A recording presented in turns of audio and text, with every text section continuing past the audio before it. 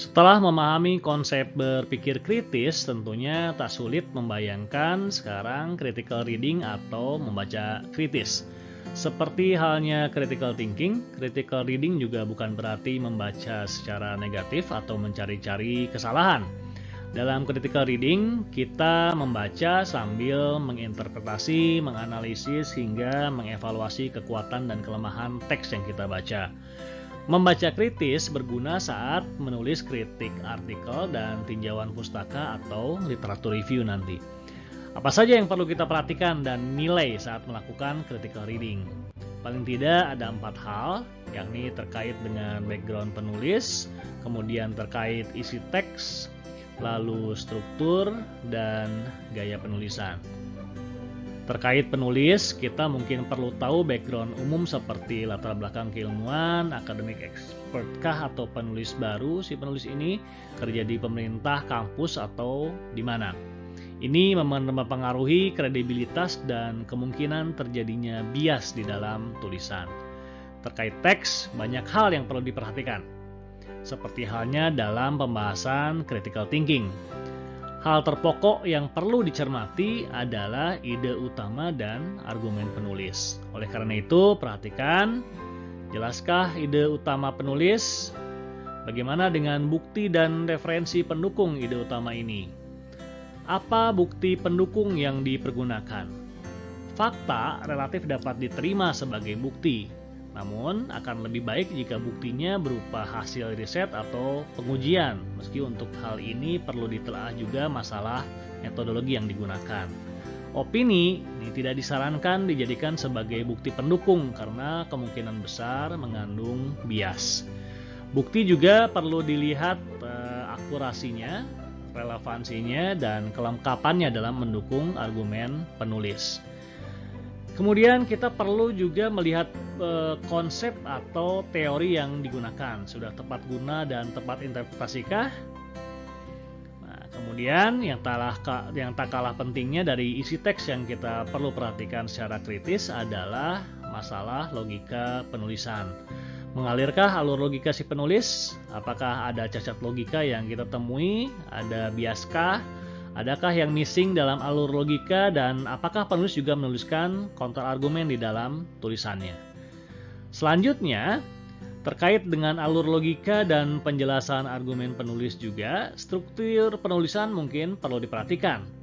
Struktur bacaan akan memberi kita gambaran tentang poin mana yang paling penting dan poin mana yang mendukung kesimpulan. Struktur ini biasanya bisa dilihat di heading, subheading, tables, dan bagian intro. Struktur yang cukup buruk yang buruk ini akan tentunya cukup untuk membuat kita berpaling dan membaca referensi lain yang lebih baik.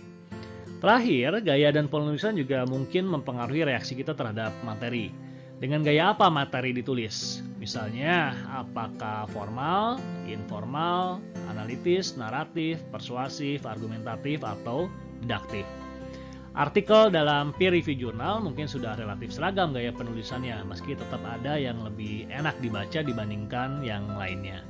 Namun untuk artikel di luar ini, kita perlu perhatikan gaya-gaya penulisan di sini. Pilihan gaya tertentu bisa berarti positif atau negatif untuk tulisan tertentu.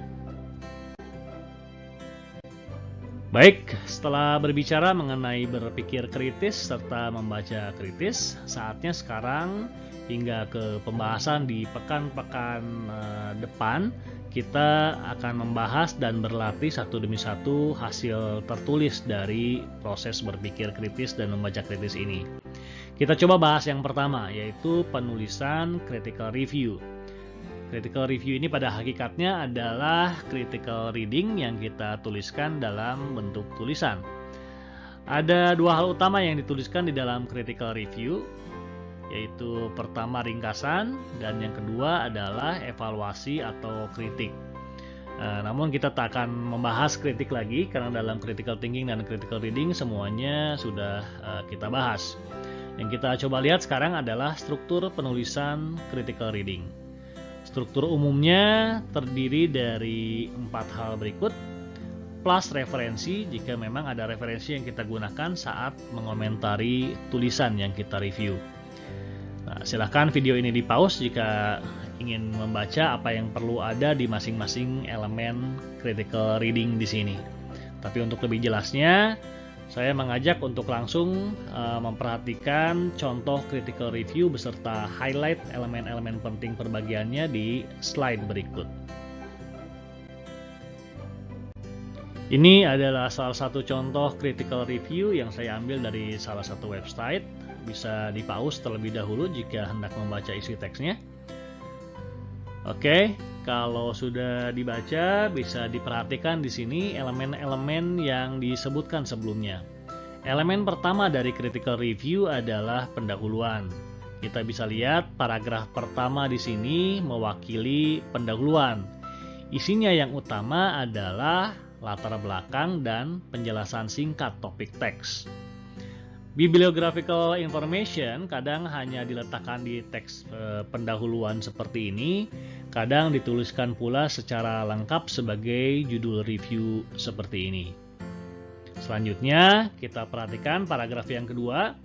Di sini kita sudah memasuki elemen kedua, yaitu ringkasan. Apa yang harus ada di dalam ringkasan artikel? Minimal dua hal ini. Ide atau argumen utama tulisan, serta poin-poin penting, bukti pendukung argumen, beserta kesimpulannya. Harus diingat juga, tidak boleh ada argumen, kritik, atau pendapat dari penulis yang masuk di bagian ringkasan ini. Semua harus pure berasal dari tulisan yang direview. Oke, sebenarnya ada satu paragraf ringkasan lainnya di review ini, namun saya cut. Kita langsung menuju ke elemen ketiga dari critical review, yaitu evaluasi atau kritik, baik itu positif maupun negatif. Jika diperhatikan, ada komentar positif di paragraf awal ini. Bisa dicermati bagaimana cara komentar positif ini dituliskan. Lalu kita bisa lihat pula bahwa komentar positif ini diletakkan di awal, mendahului komentar yang negatif atau kritik. Ini cara yang umum dilakukan saat komentar positif lebih sedikit jumlahnya daripada kritik atau komentar negatif. Lihat 3 paragraf di bawah ini, kalau kalian sudah dibaca, semuanya adalah komentar negatif atau kritik. Tapi perlu dicermati juga bahwa kritik diberikan secara objektif dan dengan dasar yang tepat. Salah satu indikasinya adalah penyertaan referensi di dalam kritik seperti ini. Terakhir, critical review diakhiri dengan bagian kesimpulan. Isinya adalah komentar secara keseluruhan, namun dengan wording yang berbeda. Di samping itu, ada refleksi personal yang disertakan di sini juga. Penggunaan I atau saya diperbolehkan di sini karena memang kritik dan refleksi bersifat personal. Karena kritik di bagian sebelumnya didasari dengan referensi, maka bagian referensi seperti terlihat di sini juga disertakan. Oke, demikian dulu pembahasan kita. Nanti kita akan lanjutkan pembahasan mengenai teknik dan proses penulisan akademik yang lebih lanjut. Terima kasih atas perhatiannya. Assalamualaikum warahmatullahi wabarakatuh.